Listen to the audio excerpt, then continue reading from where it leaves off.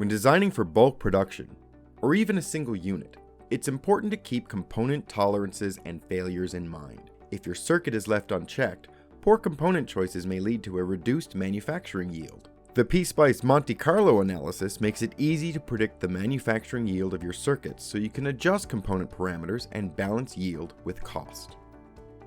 First, use simple simulations of your circuit design and verify the circuit performance. For this low-pass filter design, the output voltage will be high for lower frequencies and will become zero for the cutoff frequency. But this analysis ensures design success only for a single unit, not for bulk production. In order to easily predict yield for not just 1 or 100, but for thousands of units, use PSpice Monte Carlo analysis. The higher the number of simulation runs, the better the statistical accuracy of the results. The probability density graph of the cutoff low-pass 3 decibel bandwidth shows that the current yield is 100%. PSpice also allows you to measure the yield between any other cutoff points. Simply move the min and max cursor to the desired cutoff points.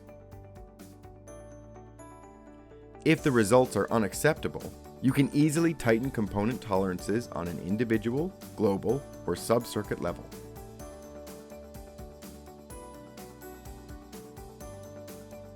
With PSpice Monte Carlo analysis, you can simulate yield for bulk production and decide whether to invest more or the results as acceptable.